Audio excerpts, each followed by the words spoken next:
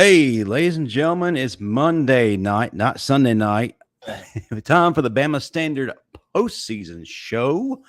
Welcome in, everyone. We are brought to you by Workspace Solutions and Oakmont Financial Partners. Before we do anything, intros, or even get into our great conversations, hit that like button, hit that subscribe button. If you're in the live chat, say something. Man, we're about to be controversial. We need you to be a part of this. If you're watching the replay, put down your thoughts. And we appreciate all those that do. I'm Justin Riley, and with me, as always, is the living legend who brings legitimacy to this show each and every week, Senator Coach Smook Hines. What is going on, brother? What's going on, my bro Justin, man? Roll Tide. Roll Tide. Roll Tide to everybody in the chat, too, man. We kind of coming off of a little damper in the Tide Nation with the loss last week. Didn't want to talk about it, but since you brought it up, I'm going to talk about it. I'm in my feelings. I am too, but at the same time, man, if that statement was real by Brandon Miller, if nobody convinces that guy to go ahead and go to the league, which I think he should, we got another strong recruiting class coming in basketball wise, guys. Like this could be a thing for the next 3 to 4 years in the near future. But I definitely wanted these guys to at least go, Final Four, man. That would have been ideal. But yeah, that game, that was it Xavier? Who was it? San Diego State. San Diego State. I don't know why I keep thinking Xavier, but that's what they look like. That defense, man, like that traditional pounding defense. Yeah, physical. Yeah.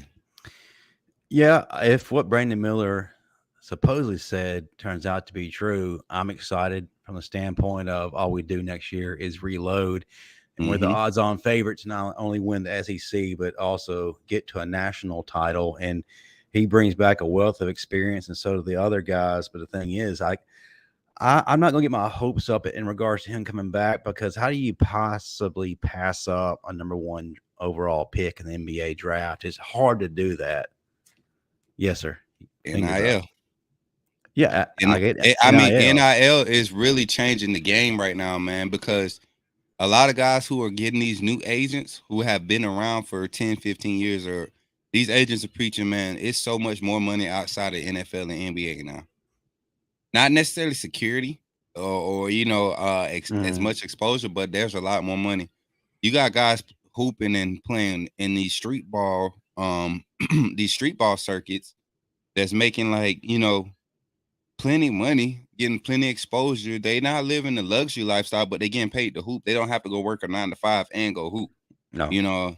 And then you got guys that's like the XFL and things of that nature, man. Like these things are becoming more relevant because smaller money guys are starting to see the importance of being able to have that networking.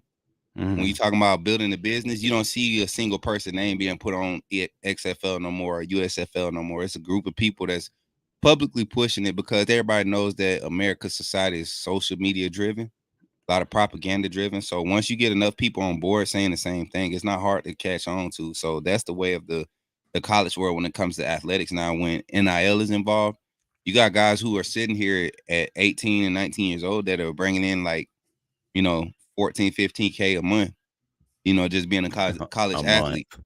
Yeah, like 14, 15K a month. Like that's low end.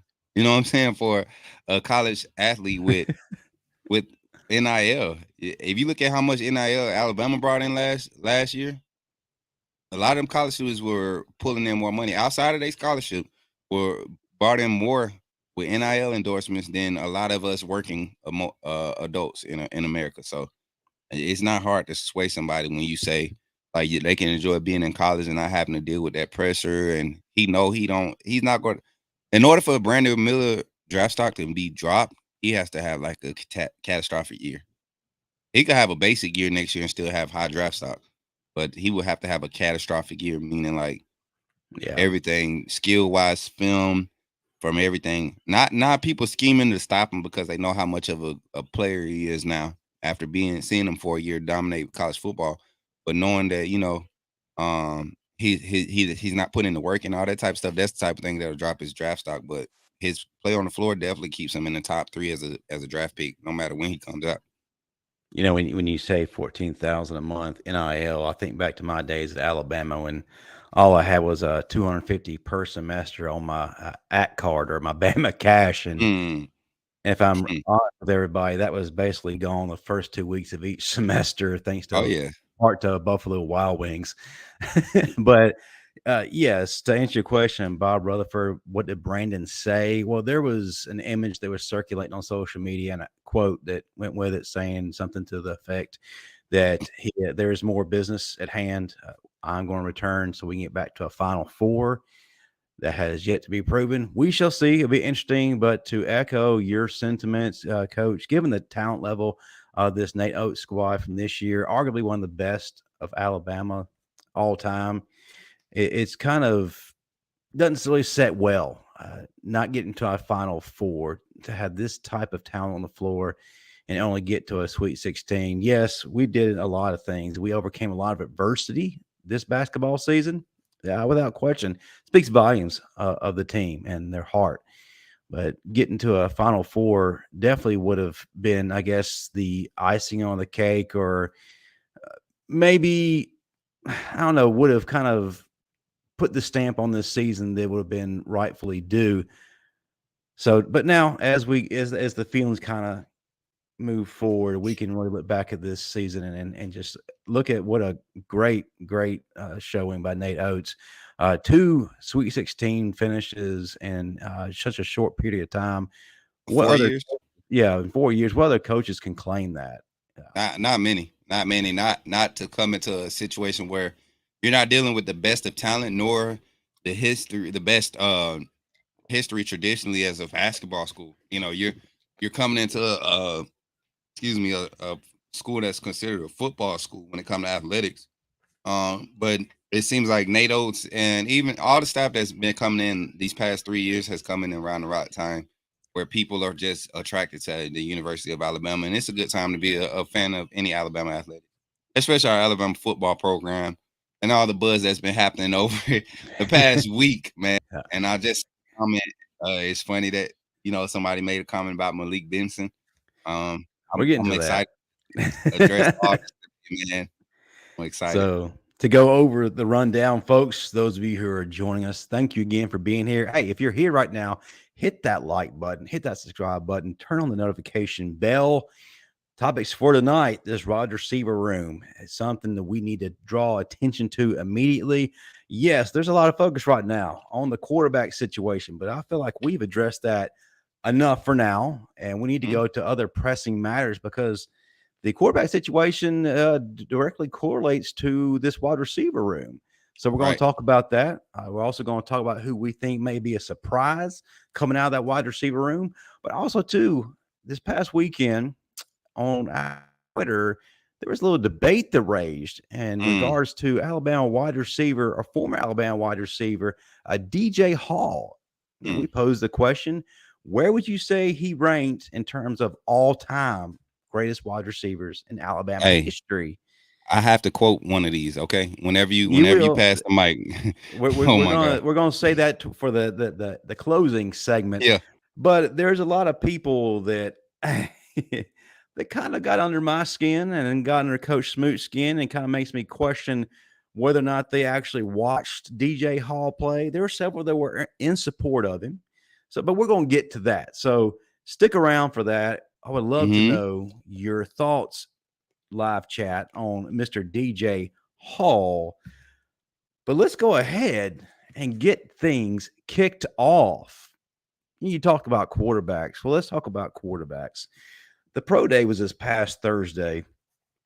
And speaking of quarterback, Bryce Young had a myriad of wide receivers that helped him be evaluated by scouts. Slade Bolden came back to give the NFL one more look to possibly get back to the league, which I feel like he will.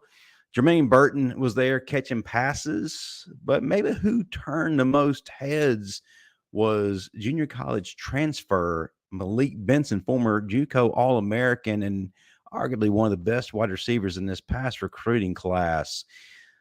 The man showed out and gave us reason to assume that maybe some of these veterans might need to step their game up. You know, he actually came in early, not just for spring practice, but he was there for bowl prep. And the talk of bowl prep was Malik Benson, name mentioned several times.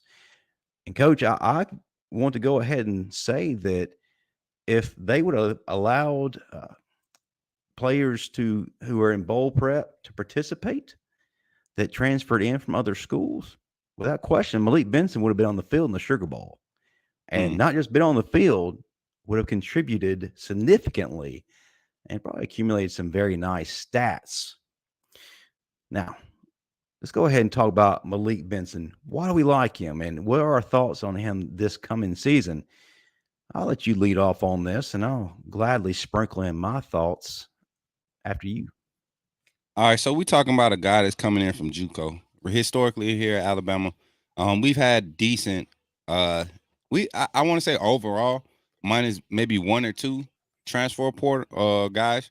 We've done good hitting the transfer portal and bringing in guys that can be of immediate assistance and make immediate impacts.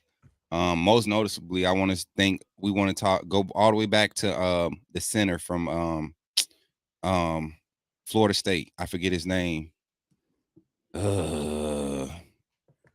Picked up Coach Saban after the Natty. I forget his name. My God, it was just like 3-4 years ago. But you got guys like that. JMO. Who else was? I mean, we've had a lot of transfers, guys. Jameer Gibbs of recent. But the JUCO thing hasn't worked out for us, man.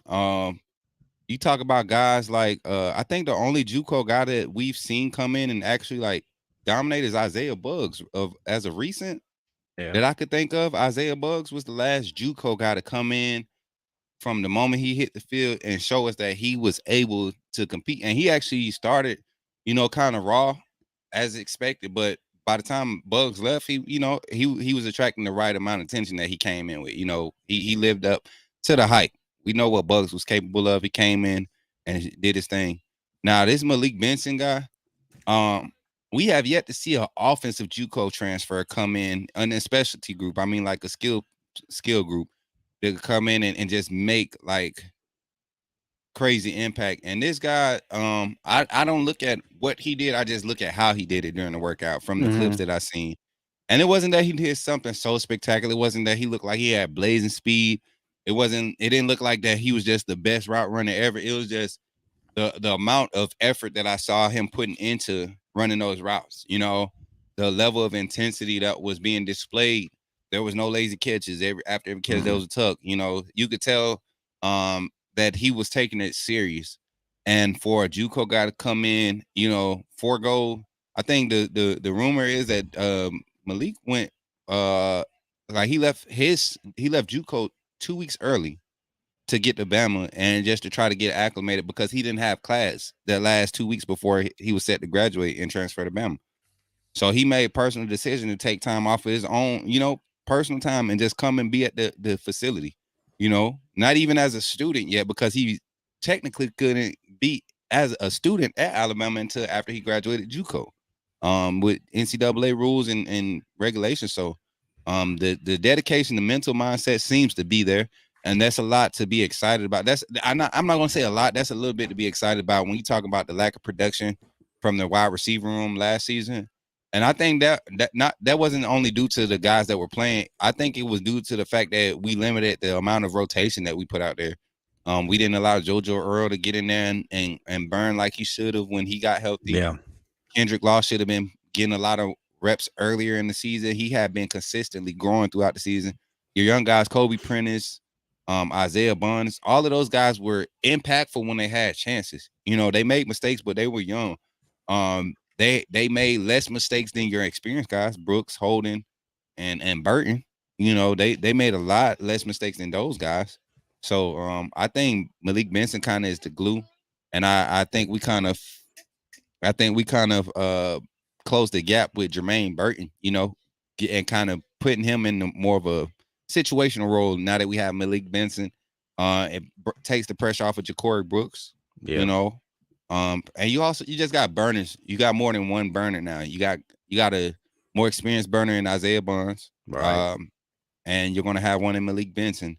I'm still yet to see this Emmanuel Henderson speed, man. They say Emmanuel Henderson is another guy that can fly. Like I said, we didn't get a chance to see it last year at all. But with him being solely moved to the wide receiver room, it kind of makes me wonder: is Benson going to be at the Z, or is he going to be the first slot guy up?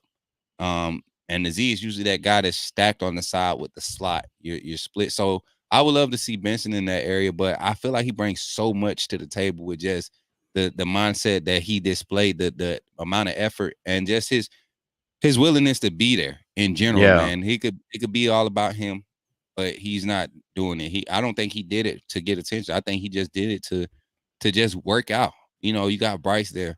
Jalen Milroe was there at the pro day. You know, not throwing him, but he was there. I believe that makes a difference. Having guys just there getting a mental connection, talking, communicating, mental reps, everything, seeing how a guy runs. Like, I hope Jalen Milroe is paying as much attention and taking this Malik Benson move into account and applying it on his behalf. Because if you could get guys like that in key positions where there are questions at, we could see something special. But Malik Benson is definitely going to be one of those guys, man. Yeah, absolutely. And one of the things that I'm most excited about is that Tommy Rees is going to be there. There's a reset. There's not going to be anyone playing just because they're upperclassmen or for whatever reasons that Bill O'Brien didn't have that rotation that you were talking about. We got a clean slate. And for anyone who doesn't really know Malik Benson, I'll give you a little bit of a rundown about him. First of all, you mentioned his intensity.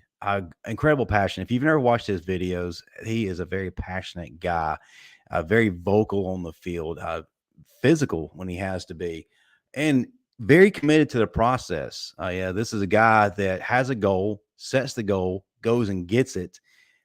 His mind was made up for Alabama when he took that visit. He had other visits to take, but as soon as he touched down on campus, he knew this is where that he was meant to be.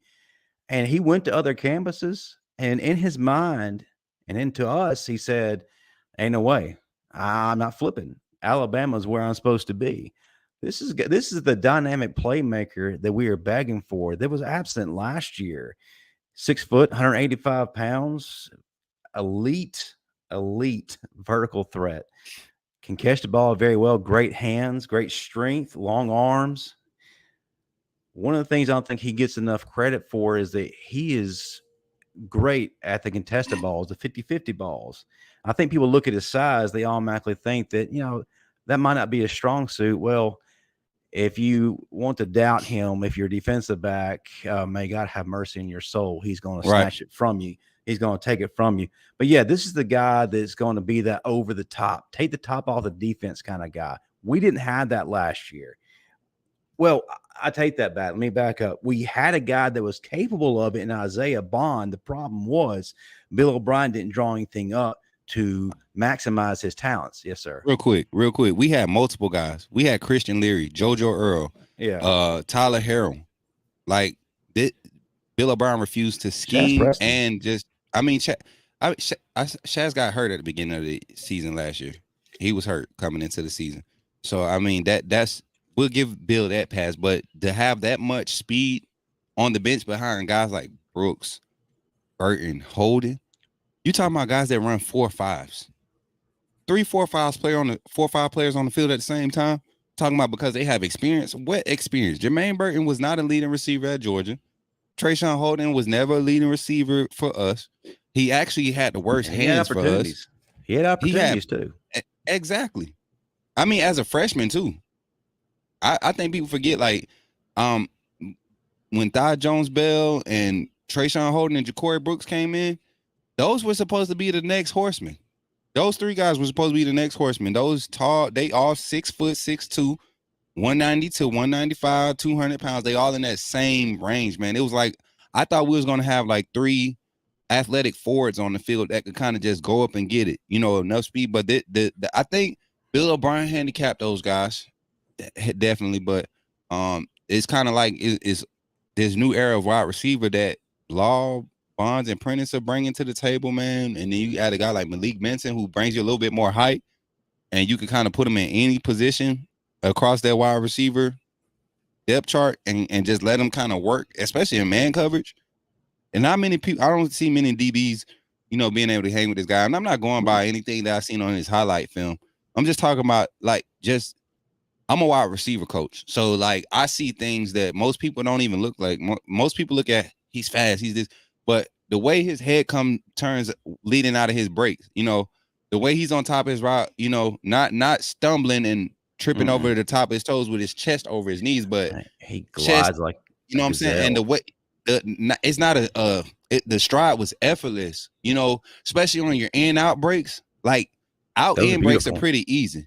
Out in breaks are pretty easy, but in out breaks are tough to maintain top end speed and do an in out break. Momentum usually just kind of makes you leave. He wasn't leaning too much, and those are small things that I'm looking at, man. And I'm like, okay, I saw that in Kobe Prentice, and we saw what Kobe Prentice did as a freshman. I saw that in Kendrick Law when he had opportunities, especially like the slants and the digs. Kendrick Law is our Marquise Mays. He's going to be that physical guy, and you got guys like that can surround a guy like Malik Benson. Man, this can be dangerous. If we can get Jalen Milroe to trust his arm and just let it go, and like I said, I'm gonna keep saying it, Jalen Milroe, to trust his arm, let it go, and just trust his reads, trust the offense. This could be a dangerous team. You factor in his legs and those receivers that can kind of extend plays, get open, and when the ball in their hands, they could pull away from guys. This can be dangerous, man. I agree. Juwan Mahone also mentioned another name, Aaron Anderson, who recently transferred to LSU. Guy not utilized, and who did well in the spring. And this is a guy that Coach Saban raved about. Right. He was an early enrollee last spring. And for Coach Saban to rave about an incoming freshman, that speaks volumes because he normally does not do that. He spoke about him. He also spoke about Kendrick Law. So if he says that, then that makes us dial in, right? But we didn't see him. We didn't see him or Harold. And that's what bothers me. And I think a lot of that has to do with the staff, man. Yeah. I don't think Coach Saban leading up to last season, because of how much we were trying to retain and trying to push to get back to the standard, I don't think there was any real in-depth attention paid to personnel groupings. And hopefully this staff, and people wonder why we always hire analysts and all this thing. Like analysts go in and they be like, okay, when we have this personnel group and our production rate is at this high, when we don't have this group playing 70, 60% of the snaps offensively, this is what our production rate usually happens at. This is what the offensive line is able to do. This is the type of plays we're limited to. That's what analysts do. So you got experienced coaches sitting in the analyst room bringing up these small things. Hopefully that brings us back to a level where we see deep rotations offensively in skill in the specialty areas and the skill areas, running back and wide receiver. We gotta be at least 3-man rotation at running back this year. You got 3 solid backs and a freshman that's ready. A freshman that's ready. And you talk about the wide receivers. You got 8 wide receivers that you could really rotate and really, if you really want to just scheme, you can scheme. You don't limit yourself by keeping those different personnel groupings out. And I think Tommy Rees is the guy for it, man. Especially not using those 3 wide receiver sets all game. Putting in those 2 wide receivers, these 2 tight end sets, the 3 tight end sets, these single back sets with the 3 tight ends, 2 wide receivers. Like, it's gonna be nice, man. I feel like this is Malik Benson. This offense is gonna be passing game wise. I feel like Malik Benson and Isaiah Bonds are gonna be like the keys to this offense being, explosive when we talk about the passing offense for this season. Yeah, and we'll get to individually the other receivers that we want to look at for this year. But one of the things that strikes me about Malik Benson is he can make his quarterback feel comfortable, and that was spoke often in the bowl prep. And you definitely look at Bryce during the pro day, having him out there. Bryce isn't just going to pick any random person to come out there. And how often do you hear of a JUCO transfer coming in and being someone that Bryce feels good enough and comfortable with, making his throws to when he has the biggest interview of his life? That says something to me. And right now, comfortability is probably one of the most important factors going into this season, because we're breaking in 2 new quarterbacks. Mm-hmm. What I look back to last year. So we gave our veteran wide receivers a lot of time to step up, to answer the bell. And it got to the point, I guess, what midseason, would you say, where we kind of got tired of waiting and we started integrating in the younger guys. That's when we started seeing, I believe it was Ole Miss. We saw Kendrick Law. We started seeing more throws and more looks towards Isaiah Bond. Right. So my question is right now, what kind of timetable do we give our veterans to respond? Because these young guys are hungry. Now, I started asking myself, why was the wait there last year? I think a lot of it maybe was lazy, and they lacked that sense of urgency to integrate other receivers because they just felt like they could just throw it all on Bryce Young. Because we had Bryce Young, who was a magician, who was going to be the number one pick, that we could just heap a lot on his shoulders and he carried us through. But the problem was he couldn't do it all by himself. You could do that last year and come away with losing 2 games. But this year, there's not something that you need to implement that same strategy. We've got 2 newbies vying for the starting spot. Comfortability with their wide receivers is the most important aspect right now in that offense. So how long are you going to wait for Jermaine Burton, Ja'Cory Brooks, and others to be that phenom we were led to believe they'd be last year? So I'll get your take on that, and then we can kind of look at what we think of Ja'Cory, Jermaine, Isaiah, and others. Yeah, man, and like you saying, I don't think there's no time, bro. I don't think you start fresh slate with everybody, and whoever comes out on top after this spring, going into this fall, whoever could be the most consistent, that's who you line up out there. You don't go by experience, because honestly, there's no Bill O'Brien, so Ja'Cory Brooks is no more experienced in his offense than this play calling style than Isaiah Bonds or Hale that's stepping on campus as a true freshman. You know, it's true freshmen that I feel like that can come on this field right now as wide receivers and can compete and push somebody. So like Jermaine Burton, no time, 0 time. You came from Georgia. You transferred from a national championship winning program, and came in, and Burton was like number 4 or maybe 5, because Jahmyr Gibbs was the number 1 receiver on the team. And I know Trayshawn Holden had him in touchdowns, because Holden had a lot of early season touchdowns. Burton probably ended the season tied with Holden as far as I don't even want to look it up. I really hate that he came back, because I feel like this, if we don't have that transparency or that openness of ground zero and everybody on a fresh slate, I feel like him being there is going to cause a lot of hold up and confusion. And I feel like I see somebody, I think Jim in the chat said Aaron Anderson left. He wanted to be back home in Louisiana. I guarantee you Aaron Anderson got tired of sitting on that doggone sideline behind Jermaine Burton and watching him go out there, run the incorrect routes, make bad reads on coverages, you know, drop open passes or even drop contested passes that should be caught. And you got a guy like Aaron Anderson who on the one pass that he caught in meaningful game time, it was a tough catch and it was for a first down. And you take him right back out and you put in the guy that just dropped 2 passes in the game. So as Aaron Anderson, political reasons, because I don't want people to talk about me. I'm going to say, I just need to be back home. You know, I don't want to waste another. I ain't going to say waste. I don't want to be another year, be uncomfortable, or this, that, and third, whatever he said. He appreciated Alabama, this, that, and third. Son, if you really want to be at LSU, you know doggone well you could have been at LSU from the jump. LSU did not have no deep wide receiver room. You could have been on that field at LSU. You had a better offensive coordinator situation at LSU. Like, I don't know. Bill O'Brien was here when you got recruited, son. So people, let's not play this as an athlete, and especially as a wide receiver. You're competitive, man. It's hard to be that guy one year and then come the next year and you not getting a look, and you know that the guy in front of you, he may be able to explain in words and write out what the playbook says and how the play's supposed to be ran. But when it come down to it, when that ball is in the air and the ball touches his hands, he's failing you 70, 80% of the time. as an athlete, as a wide receiver, as a football player, I know when I go out there, no matter what the circumstance is, the plays where the ball is coming in my direction and I have a chance to make a play, I can make that play.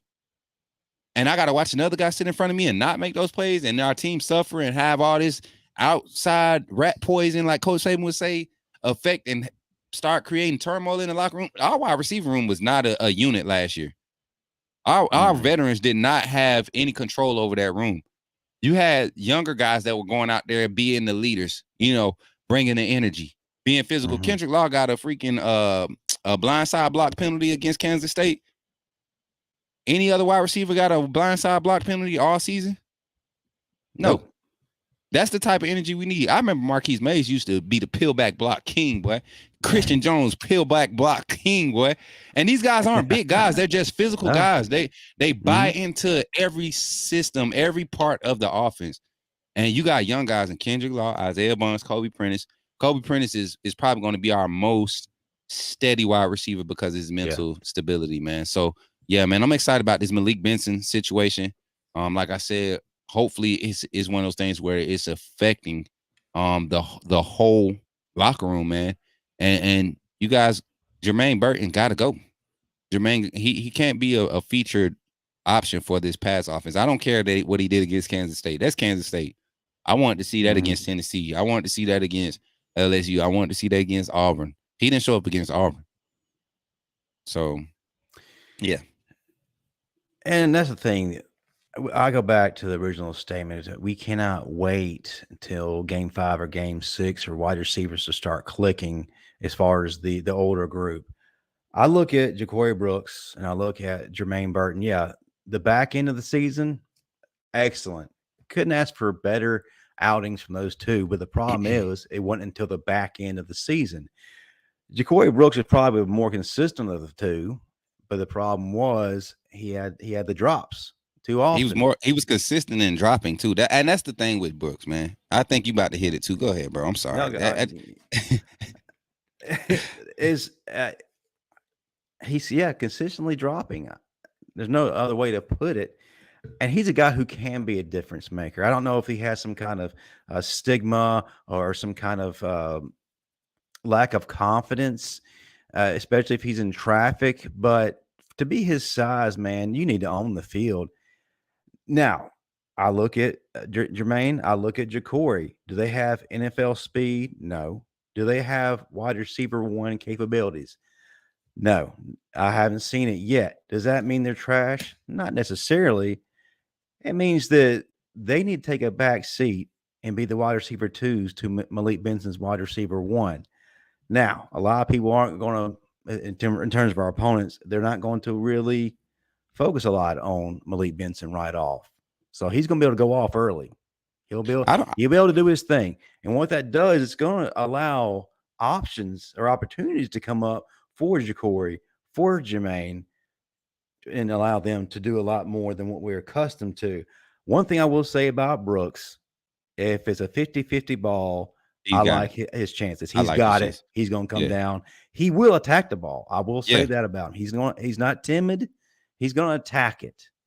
We just need a level of consistency that's going to allow these young quarterbacks to succeed.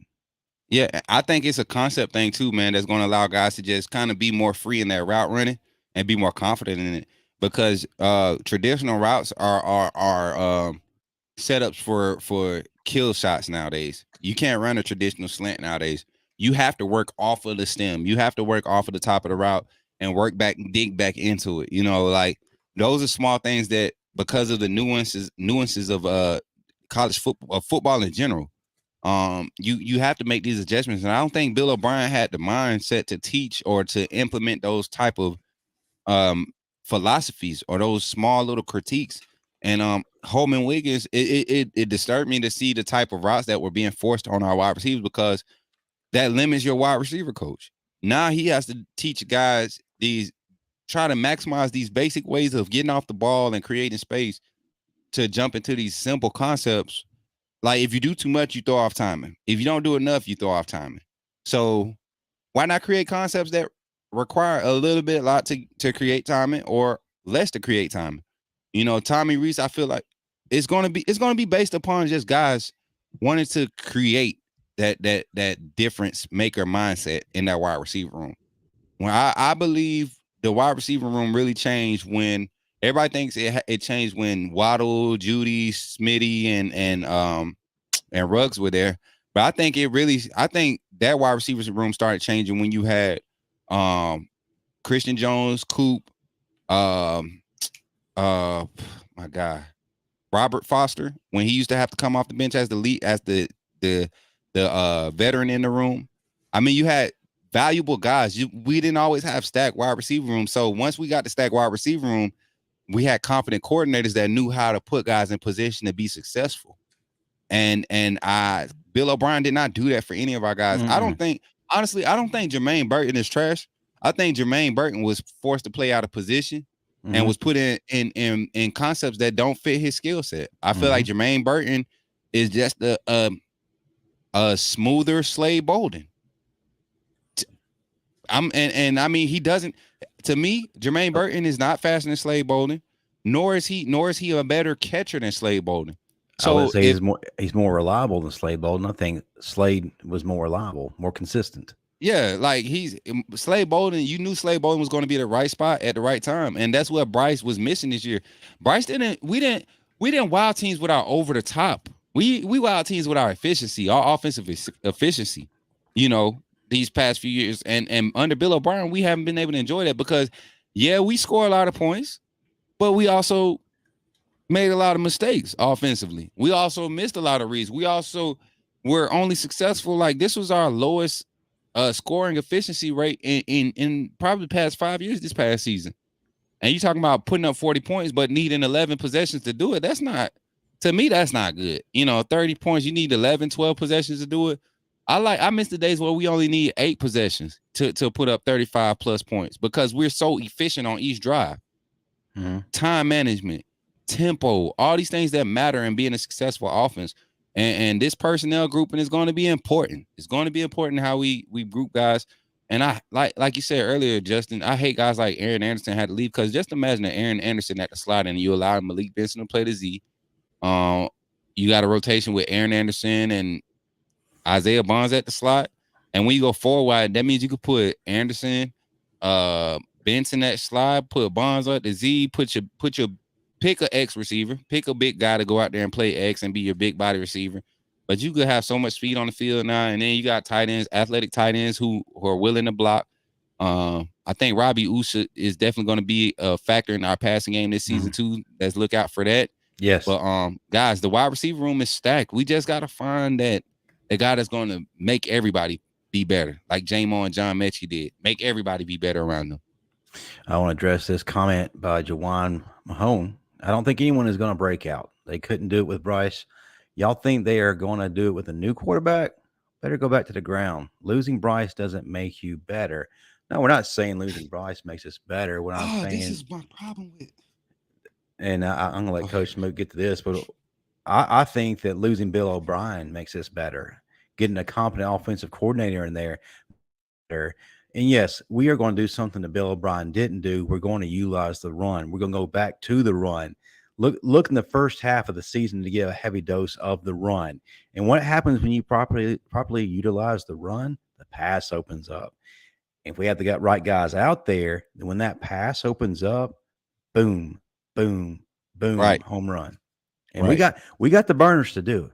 We already talked about Malik Benson. We got Isaiah Bond. We got some guys. Kobe Prentice. Man, if Kobe Prentice would have been given more opportunities last year, we probably wouldn't even be talking about this right now. But that's my take. I'm anxious to hear yours, and then we're going to move on to our next. I got to respond to all these guys. I've been kind of ignoring it, Jawan, but you asking for attention. I don't know if you want this from Coach, but I'm about to give it to you. That comment, I don't think anyone is going to break out. You clearly have not seen the type of talent we have being handcuffed in this wide receiver room. Isaiah Bonds and Kobe Prentice from week one were thrown into the fire as true freshmen. You talking about inconsistency at the offensive line starting off early, lack of use of in the run game, given the lack of the attention given to the run game. We didn't give our run game a chance until the Arkansas game. We really did. If you go back and look at the amount of attempts, the amount of time dropbacks that Bryce Young was dropping back, it shouldn't be like that when you got a stable full of running backs. You had Trey Sanders, who was in the running back room, a veteran who has been consistently there for us and shown us since he was a freshman. Fill in, put me in anywhere. I'm gonna give you 4 or 5 good runs, strong runs. They're gonna be impact runs. We didn't use this guy at all last year. A senior day game for a guy that's really been through it for Bama, and then you got to think, man, this scheme, Bill O'Brien's scheme, did not fit the skill set of these wide receivers. Anytime you're running plays on 2nd and 9, 2nd and 6, you're running 3 verticals with a dig route under it. That's not a competent coordinator. That's elementary school stuff. That's because you think everybody's going to run with that man, and that one guy that you feel like is faster than his guy is going to beat his guy. And it's never like that, because guess what? You're so predictable that any defensive coordinator that we played last year knew what Bill O'Brien was going to do on 2nd, 3rd, 6+. They knew what he was going to do. You're sending your 2 slowest wide receivers on verts. You're going to put your tight end in an extended route that he doesn't need to be in, when he should be the one hitting the sticks first. That should be your first option.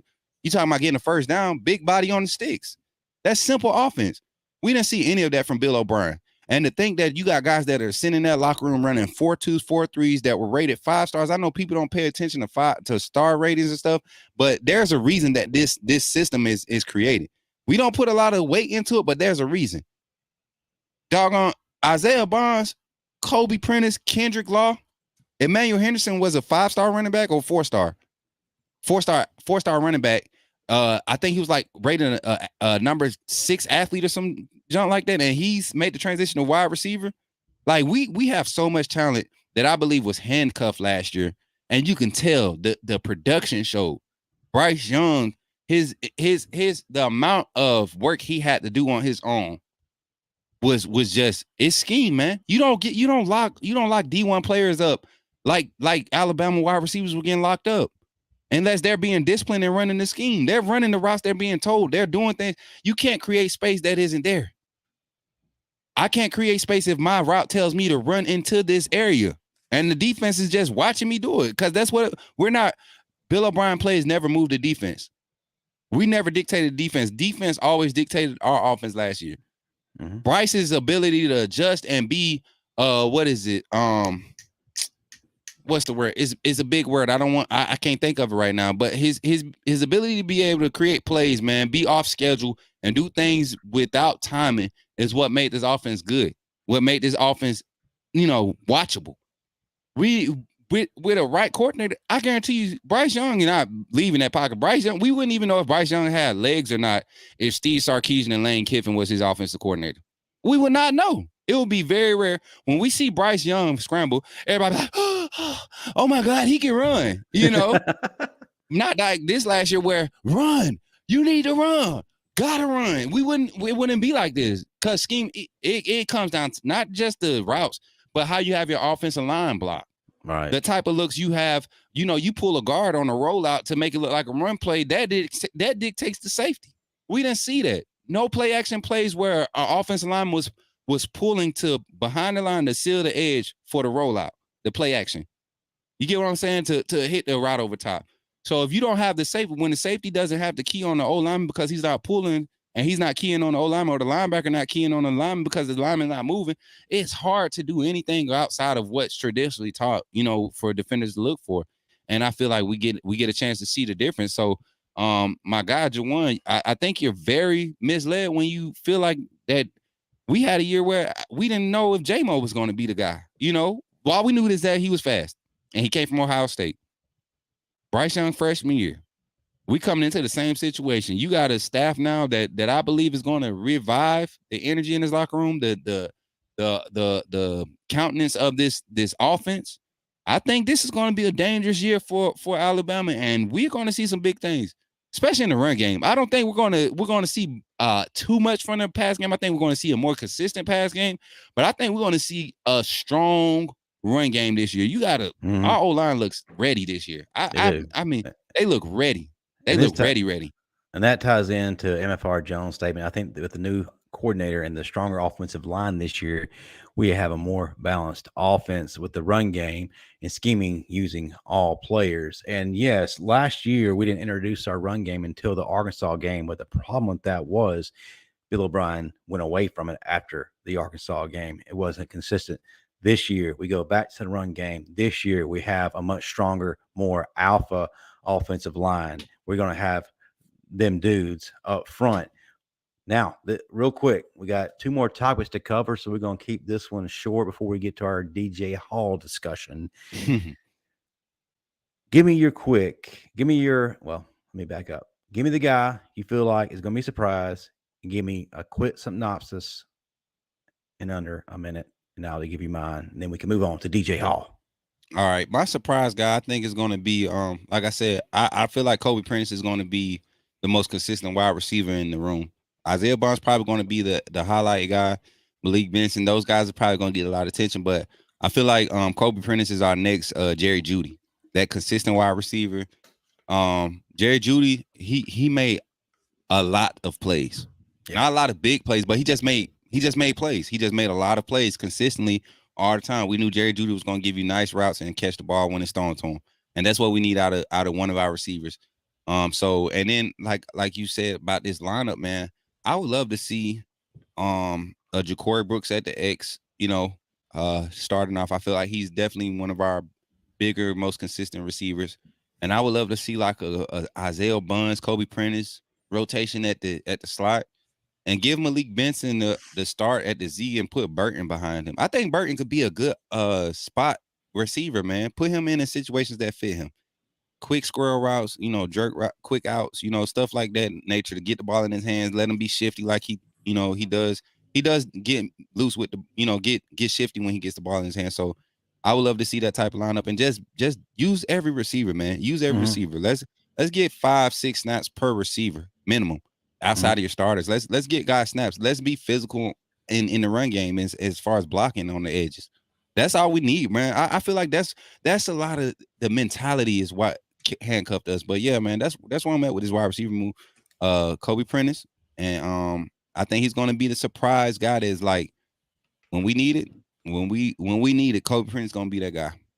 Okay, I got two surprise guy. One, I think that Ja'Cory Brooks is going to carry on with the momentum he had last season. Towards the end of the season, I feel like whatever was hindering him last year is going to be done, and I feel like that he's going to be that elder statesman that kind of makes his presence known. But main guy, who's not really a surprise, but maybe a surprise to others, I think it's going to be Kendrick Law.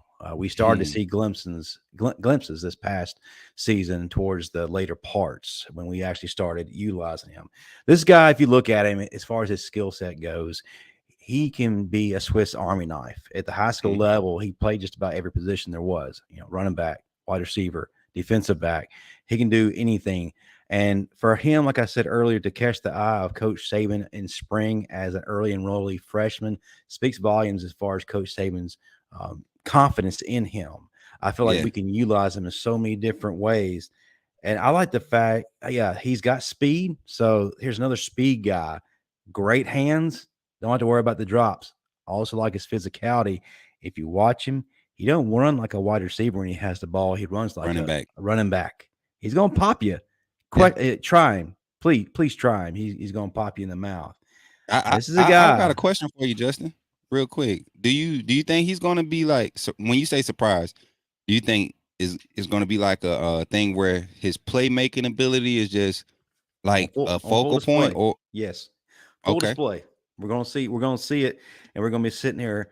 Why didn't we do this last year? So it's going to surprise the SEC because he's about to go off.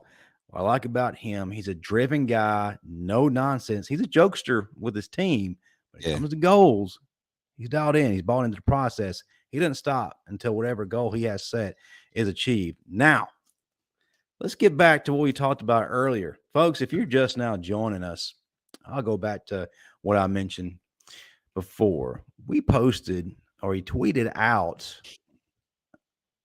something about DJ Hall this past weekend. We wanted to know from the fans where he ranks in terms of all-time greatest wide receiver in Alabama history. And we got a lot of interesting comments, a lot of negative comments. And some may stem from a misconception that was placed on him as far as terms of his attitude and work ethic.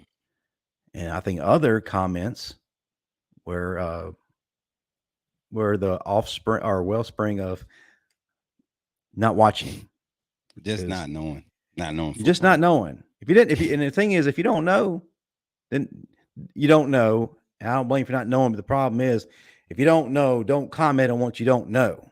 Right. If you have nothing to draw from, don't enter into the chat.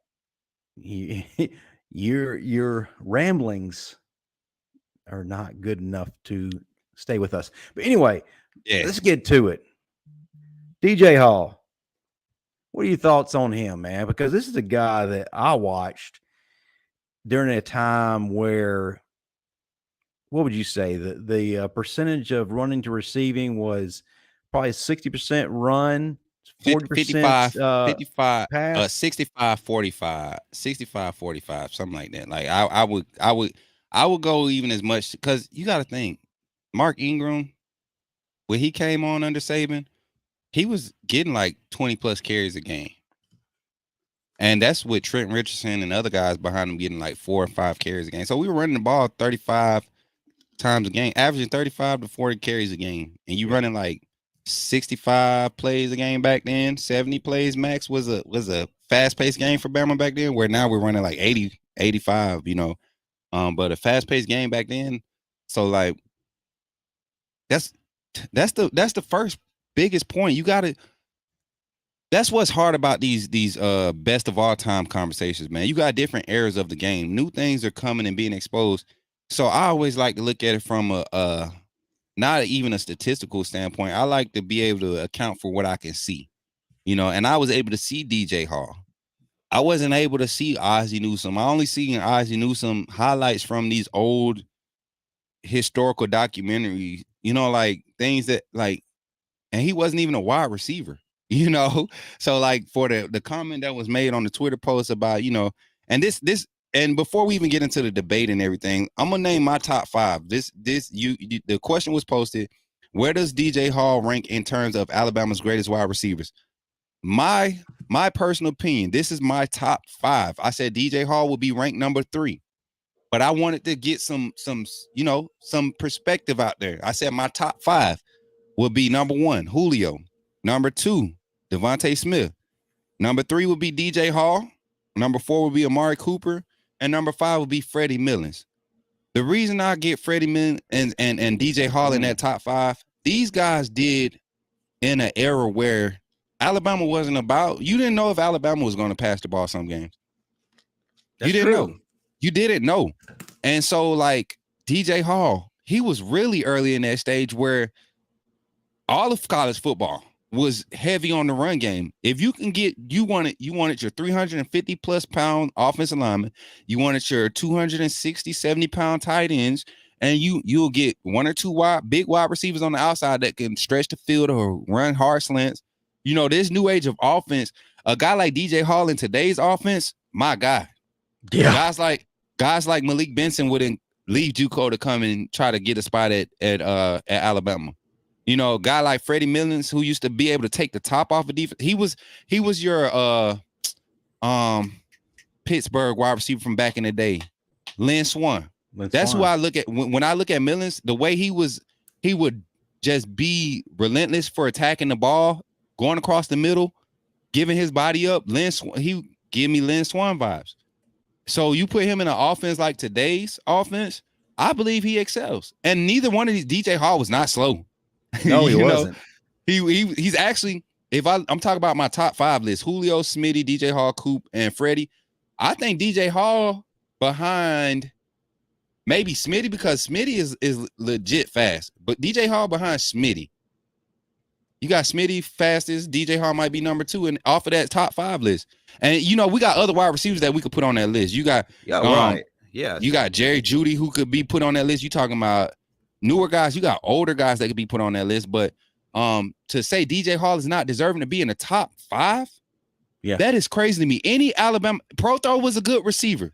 I see a comment. I said that in my first comment, I was going to say Prothro, but I don't believe Prothro beats out any of those five receivers that I named. And he's a good receiver, mind you. These are just our top five. I feel like Alabama has had a lot of wide receivers historically.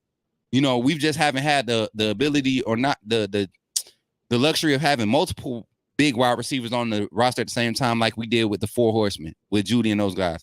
Mm-hmm. But in the past, we've historically had some nasty dudes at wide receiver. So to not have DJ Hall in your top five in Alabama history, we ain't talking about just what he did after Alabama. We're not talking about what he did in high school. We're talking about at Alabama. And just like my bro Sean from Huntsville said, in 1 year of real starter time, 1 year. And still isn't, like, I think some of his records are still like top 3 receiving yards in the season. Yeah, I think he's still top 10 in a lot of categories. Some still in the top 3.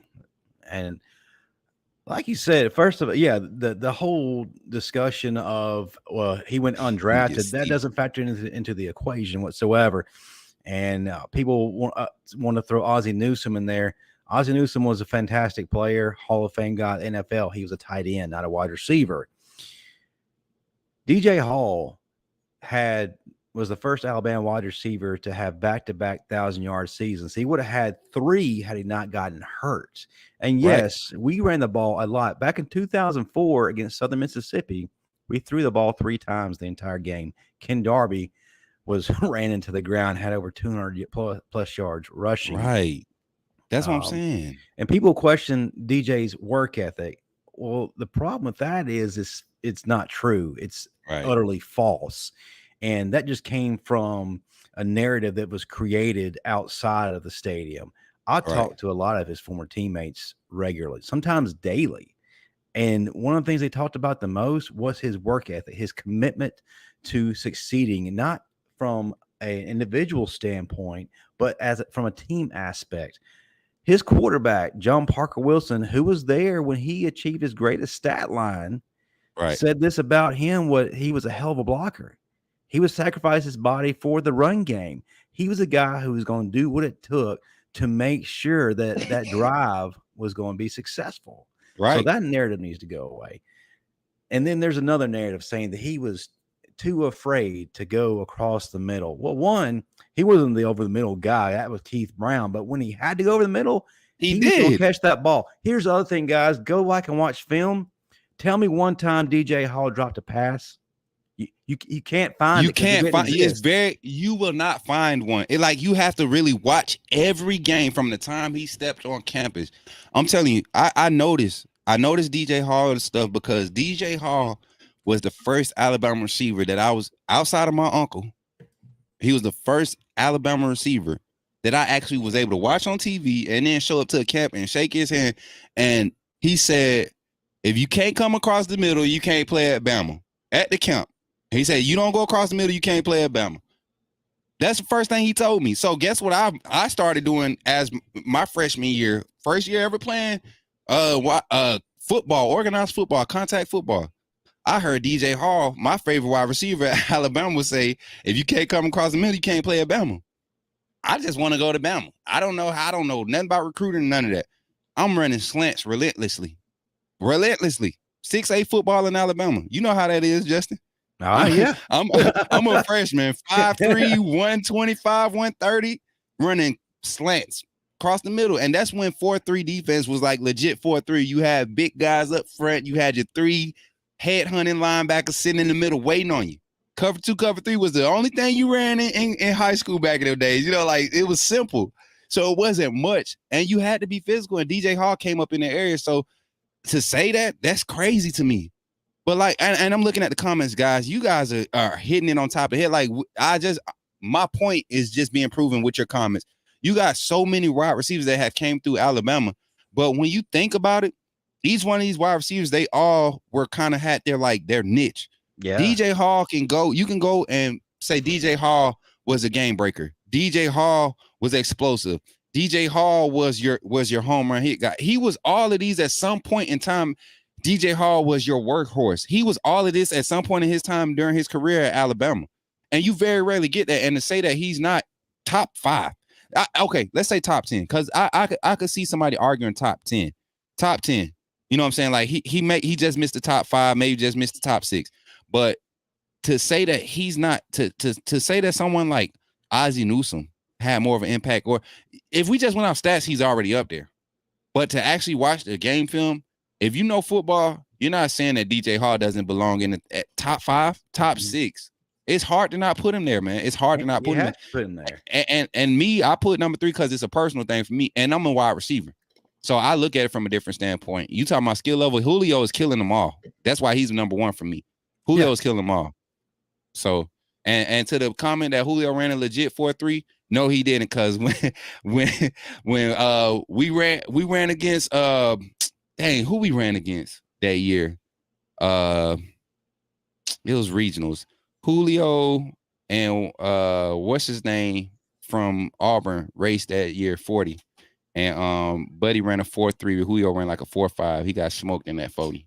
So I don't believe. Now Julio game speed was probably 4.3. I believe that. Yeah. But like clock speed, we talking about Smitty faster. Clock speed, I think Smitty game speed faster than a lot of people give him credit for too. So and you don't be the number 1 wide receiver. You come into the year, you're the only other wide receiver. You don't do what Smitty did. I don't care what era of football you play in. Smitty did something different. He showed us that he was different.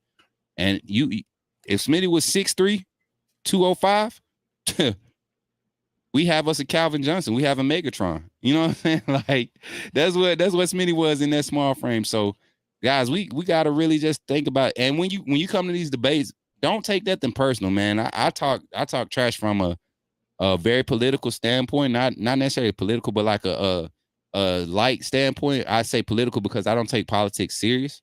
So when I'm talking trash, don't take it serious, but definitely bring facts so we can get into these conversations and talk about it, because to say DJ Hall is not top 5, that's crazy, man.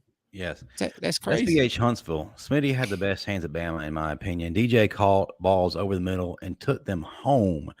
Never played without a first. He didn't say never played with a first-round quarterback. Brody Croyle? That's big. Brody Cole, every time the wind blew, he snapped. No. And John Parker Wilson came in and was like a fresh breath of air. I'm just not a personal fan of JPW. That's me. But he was a fresh breath of air. Yes. No disrespect to Brody. I like Brody. He's a friend of mine. But he's Brody. As far as over the middle, if you want proof that he caught over the middle, go get that 2007 Tennessee game film out. Tennessee, man. Biggest game in his career, wasn't it? And the other thing that makes DJ Hall in this list is the fact that he's one of the guys, the bigger the game, the more hype he got and the more driven he got. He showed up. He was a game day alpha. Yeah. Alpha dog. You could never question that about him. I'm going to give my top 5 real quick. I kind of let that get away from me. Yeah, to get that, because I like yours too. My top 5, Julio Jones. I think that's consensus right here. Devontae Smith won the Heisman. Got to put him at number 2. Number 3, I got to go with the Deuce, David Palmer. And he did that in a time where we did not run the ball ever. So to catch 1,000 yards receiving in that era, that was unheard of. But what he was able to do as a dynamic playmaker was what made him so great. I think he was born in the wrong era, because he would fit in this era very nicely. He would be our Kendrick Law Swiss knife guy. Like David Palmer in his offense, your speed sweep, jet sweep, like it would be crazy, bro. So Heisman finalist. So he's got to be a number 3 for me. Amari Cooper at number 4, another Heisman finalist. Amazing wide receiver in college. There was no one that could legitimately cover him. I mean, they got shook. DJ Hall at number 5. And it's hard for me to put those guys in those rankings just because they are so great. Oh, yes. DJ is the founder of wide receiver U. He started that in a time it did not exist. And these other guys that everybody is so quick to throw ahead of him, like Jerry Jeudy, Henry Ruggs, Jalen Waddle, and whoever you want to name as that guy from the current era, they're the guys who took the baton after him. They're benefiting from They it. benefited from him. Nothing against those guys. Those guys are phenomenal. Right. But they did in the era that allowed them to. So I want to put this picture in people's minds. I don't think people realize like the SEC is just not getting to this attracting top end wide receivers, like multiples to teams because of the style of offense that's changing. Up until probably the past 6 or 7 years, 8 years, we saw all the wide receivers in the pack out west playing that pretty ball. Texas Tech with their air raid offense. Just Hawaii, Boise State, teams like that were pretty. Oklahoma, USC, that were always playing pretty. Those are teams that were pulling wide receivers. Ohio State always kept wide receivers. And it's one of those things where now Alabama is an attraction for wide receivers because of guys like DJ Hall, Julio Jones, Amari Cooper.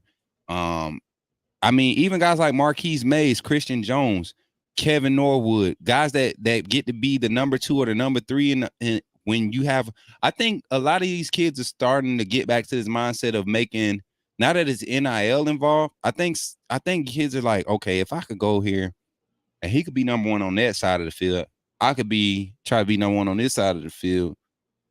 That might work out for both of us, 3 years. We only got to do 3 years of that. And then you got that one guy who's that 4-star that, that's on the verge of being that 5-star. He's probably thinking, all right, these two guys, they're going to be, I can eat because they're going to get all the attention. I can eat right here from the slot, or I can eat right here as the second guy in rotation.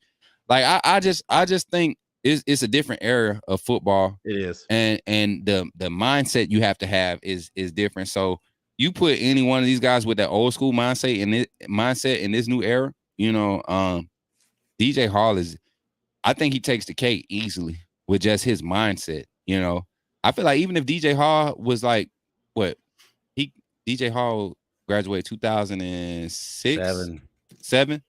So he was literally a year too early. I feel like you give DJ Hall 3 years, his mama be good for about 3 years and then, hold it down and then let his daddy make little DJ. And then he come out with Julio. That's a crazy little lineup too. You know what I'm saying? Like, because that was the beginning of what we know, what we see as our passing game now. When you had Greg McElroy, then AJ McCarron, like that's when it started developing. And you put DJ Hall with those type of guys, like we said, man, you should.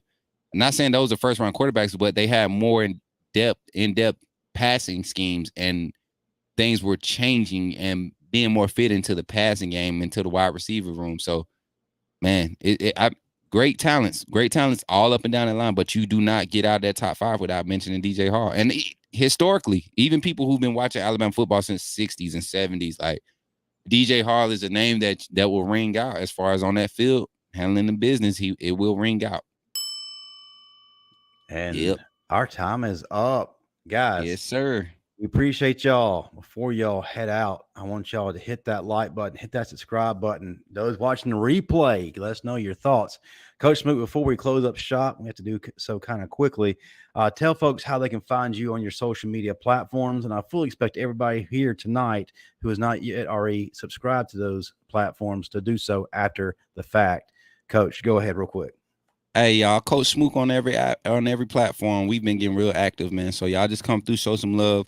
We real active right now. Again, continue to tune into the Bama Standard. We're gonna keep on bringing y'all this content, y'all. I'm excited. Off season about to be lit.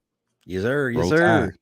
Roll Tide. And a reminder, tune in right here for the Bama Standard, 6 p.m. Central, 7 p.m. Eastern.